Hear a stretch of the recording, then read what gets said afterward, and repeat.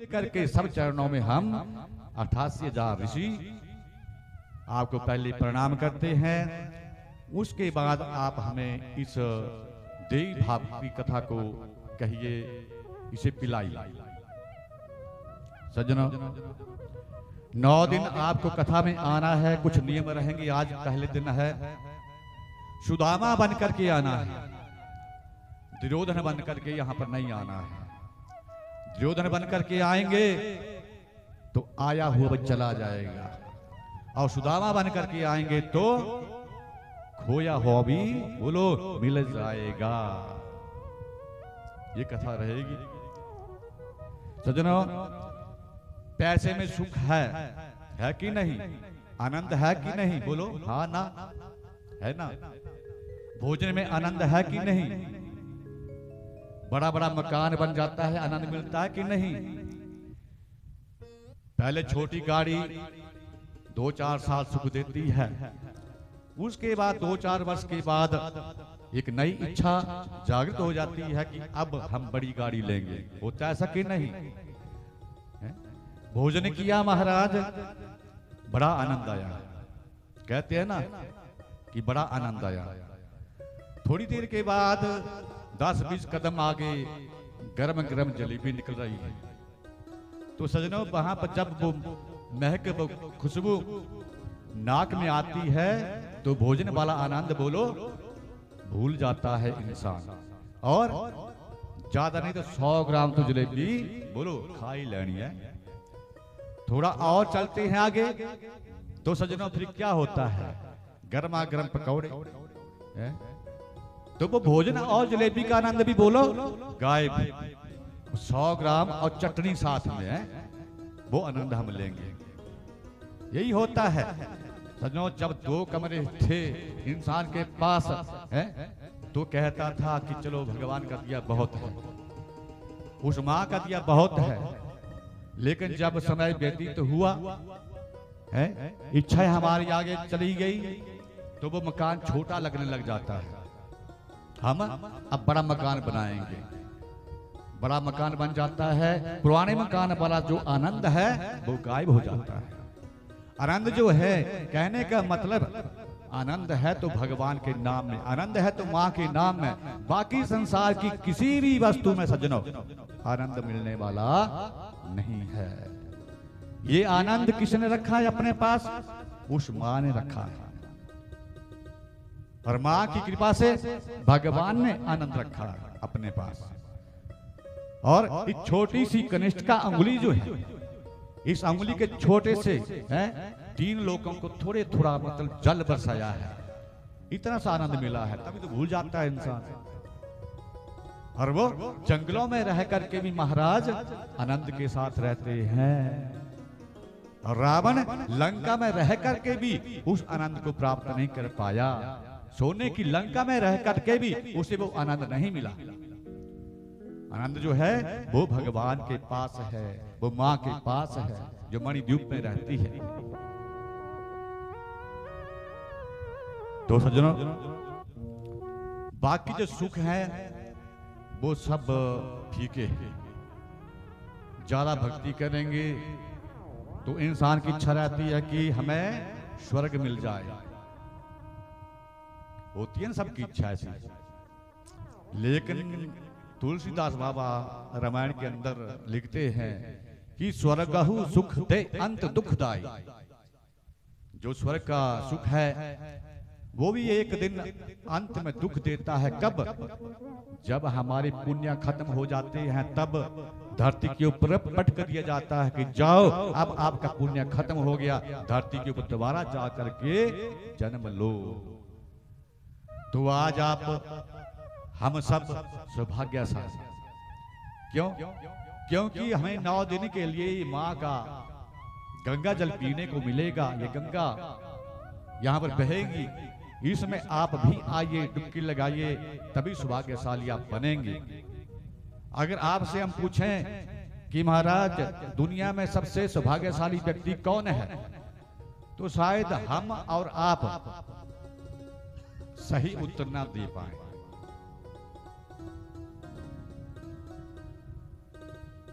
सब यही कहेंगे।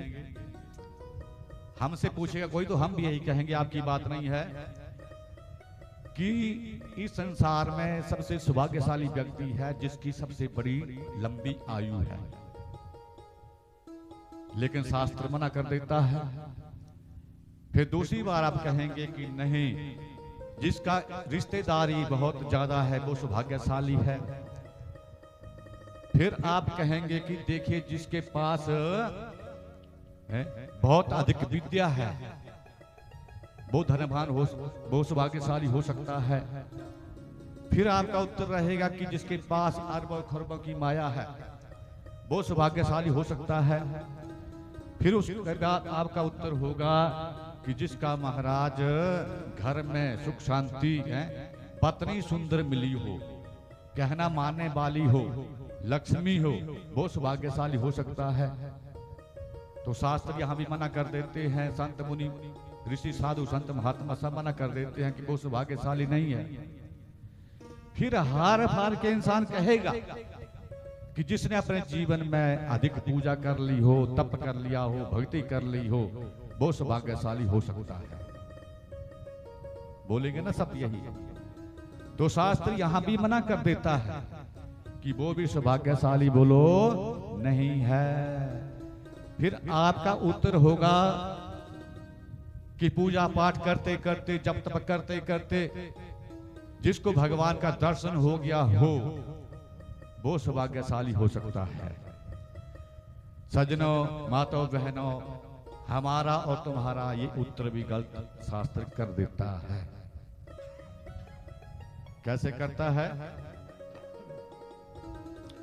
पंडित जी यहां तक तो ठीक आपने कहा कि जो आयु में है अधिक, बल में अधिक है, रिश्तेदारी में अधिक, कारोबार में अधिक, धन दौलत में अधिक, यहां तक तो हम मान लेते हैं कि वो सौभाग्यशाली नहीं है।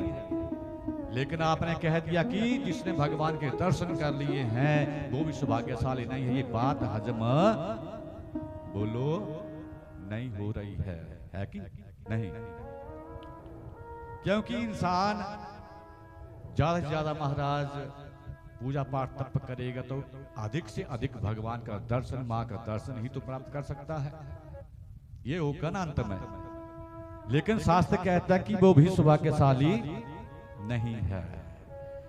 फिर महाराज अब सौभाग्यशाली कौन है? आपसे पूछता हूं, अब आप मेरी बात का उत्तर देना, शर्म महसूस बिल्कुल भी मत करना। मैं वही पूछूंगा जो आप जानते हैं, मैं वही कहूंगा जो आपने सुना है। रावण का नाम किस किसने सुना? वाला सब ने सुना होगा नाम तो कर दो फिर ऊपर। रावण की आयु शास्त्र कहता है, पढ़ लेना किताब घर में, पोथी खोल के देख लेना। 23 में त्रेता में रावण का जन्म हुआ सज्जनों। 28 में त्रेता में जाकर के भगवान राम के हाथों उनका वध हुआ था। इतनी लंबी आयु प्राप्त करने वाला भी सौभाग्यशाली शास्त्रों में नहीं हुआ। उसके बाद महाराज, उसके बाद मैंने कहा था कि जिसके पास अधिक विद्या होगी वो सौभाग्यशाली। तो रावण ने तुम्हारा 4 वेद, 6 शास्त्र, 18 पुराण कंठस्थ याद कर लिए थे। कितना विद्वान था। इतिहास गवाह है कि रावण जैसा विद्वान न आज तक हुआ है न आगे होगा। बोली जगदम्बा भवानी की। तो वो भी सौभाग्यशाली नहीं हुआ। फिर महाराज उसके बाद कि जिसको जीवन में कोई रोग ना लगा हो, तो आपने सबने सुना होगा कि रावण का बीमार हुआ। क्यों नहीं हुआ? कारण क्या था? नाभिकुंड पीयूष वसया के नाथ चियुत रावण बलता के। राम सिया राम सिया राम सिया राम सिया राम जय जय राम। राम सिया राम सिया राम सिया राम। गुनगुनाइए राम राम सिया राम सिया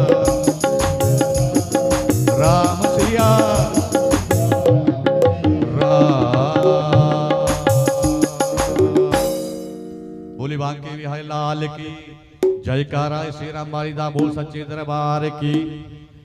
रावण की नाभि में क्या था? अमृत का कुंड। और जिसकी नाभि में अमृत होगा, आप कहिए वो बीमार होगा? हाँ जी ना जी, नहीं होगा ना। जिसकी नाभि में ही अमृत है महाराज, वो बीमार कभी हो ही नहीं सकता है। तो वो रावण की नाभि में था। तो जो जिंदगी में बीमार ना हुआ हो वो भी सौभाग्यशाली नहीं है। फिर मैंने कहा था कि आपका उत्तर हो सकता है कि जिसकी पत्नी सुंदर हो। तो रावण की पत्नी का नाम क्या था? बोलो। मंदोदरी।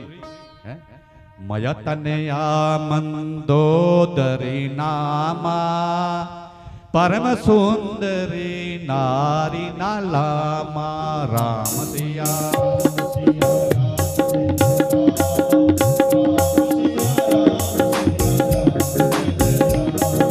राम सिया राम सिया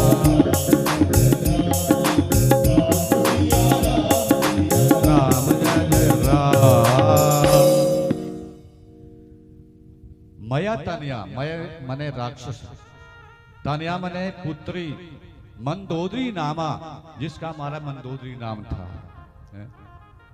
शास्त्रों में लिखा है कि जो स्त्रियां माताएं बहनें सुबह उठ करके 5 देवियों का कन्याओं का नाम लेती है, उसके पति की आयु बढ़ती है। किस किस को बढ़ानी? अपने पतियों की आयु सबको बढ़ानी है। तो कागज पेंसिल साथ में लेकर के आया करो, लिख लो इन नामा को, सुन लो इन नामा को। ये पक्की बात है, शास्त्र झूठे नहीं हो सकते हैं। लिखा है अहिल्या, द्रौपदी, सीता, तारा, मंदोदरी तथा। कौन कौन से नाम है ये बोलो अब। एक तो आज दूर बैठ गए आप, जाकर के नजदीक बैठना चाहिए था ना। अहिल्या किसकी पत्नी? बोलो।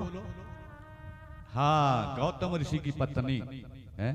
इसके बाद द्रौपदी, बोलो। हाँ, पांडवों की पत्नी सीता, राम जी की पत्नी है ना। इसके बाद महाराज तारा, बाली की पत्नी, और मंदोदरी रावण की पत्नी। श्लोक दिया आपको, मनमुखी कथा नहीं कहता हूं मैं। अहिल्या, तारा, द्रौपदी, सीता, मंदोदरी तथा पंचकन्या समर नित्यम। शास्त्र कहता है कि 5 कन्याओं का, इन्हें महाराज देवियों का नाम नहीं है शास्त्रों में, कन्या ही माना गया है। पंचकन्या समेत नित्यम, नित्यम माने हर रोज जो माताएं बहनें लेती हैं, सौभाग्य वर्धते सदा, उसके पति की आयु बढ़ती है। सब बढ़ाना चाहेंगे ना तो नोट कर लो इन 5 नामों को आज पहले दिन में, अगर नहीं तब पता तो। अहिल्या, बोलो दोबारा। अहिल्या, तारा, सीता, द्रौपदी, मंदोदरी। भूलेंगे तो नहीं कल से, याद रहेगा ना। तो इन नामों को सुबह उठ करके अपने हाथों को ऐसे ऐसे करो, देखो इन हाथों के दर्शन करो और बोल लो, क्या लगेगा। शास्त्रों में बहुत उपाय बताए हैं। अगर आपका नियम बन गया तो महाराज कलयुग में भी आपके पति की आयु 100 वर्ष लिखी है। बोलिए बांके बिहारी लाल की। और पुरुष भाइयों को लिखा है बराबरी का देना पड़ेगा स्पीड से, ऐसे थोड़ी माताओं को भी मिलेगा, है ना। इनको भी लिखा है कि जो महाराज सुबह उठ करके, किस किस का नाम 8 है ये, अश्वत्थामा, हनुमान, बलि, व्यास, मार्कंडेय, कृपाचार्य, इनका अगर नाम लेते हैं तो बोलिया है उसका महाराज कलयुग के बीच में चाहे कितना भी घोर संग्राम लग जाए, युद्ध लग जाए, संग्राम पर मृत्यु भी वर्जिता। संग्राम कहते हैं युद्ध को, मृत्यु पर वर्जिता, वो मृत्यु को जीत लेता है। तो ये 8 है। और बच्चे के जन्मदिन के समय महाराज इनकी खास पूजा होती है, करनी चाहिए। अश्वत्थामा, बलि, व्यास, हनुमान, विभीषण, कृपाचार्य, परशुराम, और 8 में हुए मार्कंडेय ऋषि, जिनका प्रसंग मैंने शायद आपको पहले कह दिया हो कि 8 वर्ष आयु थी, चरणों को स्पर्श करते करते करते करते इतना आशीर्वाद ले लिया कि अजर अमर ही हो गए। बोली बांके बिहारी लाल की। तो महाराज इतनी सुंदर है वो मंदोदरी पत्नी का साथ मिला, परम सुंदरी नारी न लामा। आप हिंदी आप पढ़ने वाले, मुझसे ज्यादा जानने वाले हैं, बीच में बैठे हुए हैं। परम जी सबसे पहले लग जाता है, दुनिया में उसका मुकाबला कोई भी नहीं कर सकता है। तुलसीदास ने लिखा है परम सुंदरी नारी न लामा, जैसे परमेश्वर कि उसके बराबर कोई नहीं है। परम योगी है, उस साधु संत महात्मा के आगे दुनिया में कोई नहीं है। तो परम शब्द तभी लगता है जब उसका मुकाबला दुनिया में कोई और ना कर सके। तो इतनी सुंदर पत्नी का साथ मिलने के बाद भी रावण बोलो सौभाग्यशाली नहीं हुआ। बोली बांके बिहारी लाल की। अब सज्जनों, जिसके पास अरबों खरबों मिल जाए है, रावण के पास कितना था? कुछ साधु संत महात्माओं ने, बड़े बड़े राजाओं ने अपना हो सकता है महल सोने का बना दिया हो सकता है खिड़की दरवाजे किसी ने चांदी के बनवा दिए हो, लेकिन रावण के पास बोलो सारी की सारी नगरी ही बोलो, सारी की सारी लंका ही बोलो सोने की थी। है कोई इतिहास में इतना कहीं प्रमाण कि रावण के ज्यादा धनवान व्यक्ति कोई इस संसार में क्या पूरे विश्व में हुआ? कहीं भी इतिहास में नहीं लिखा है। बोली बांके बिहारी लाल की। लेकिन फिर भी वो रावण बोलो सौभाग्यशाली नहीं हुआ। महाराज रावण जब चलता था ना, बल की बात आ गई अब, तो उस समय धरती के ऊपर भूकंप आ जाता था, समुद्र में लहरें उठ जाती थी जब रावण चलता था। इतना बल, इतना ताकत वो रावण रखता था। चलते रावण डोलत नीर, समुद्र में लहरें उठ जाती थी। वो इतना बलशाली है, इतना बल पा करके भी रावण बोलो सौभाग्यशाली बोलो बोलो कुछ नहीं हुआ। बोल दिया करो नहीं हुआ। तो बल पाने वाला ही बोलो सौभाग्यशाली नहीं हो सकता है। इसके बाद महाराज अंत में मैंने कहा था कि जिसने ज्यादा पूजा पाठ तपस्या भक्ति आदि कर ली हो वो सौभाग्यशाली हो सकता है। तो शास्त्र यहां भी खंडन कर देता है। साधु संत इस बात को भी नहीं मानते हैं। कैसे नहीं मानते हैं? रावण ने कितनी तपस्या की थी बोलो? महाराज एक नहीं, दो नहीं, तीन नहीं, 9 शीश जो थे वो बोलो भगवान के शंकर के चरणों में अर्पण कर दिए थे। हमें करना पड़ जाए तो बोलो। बोली बांके बिहारी लाल की। सजनों, रावण के 10 शीश नहीं हुए कहते हैं दशानन। अगर 10 शीश होते तो सोता कैसे वो?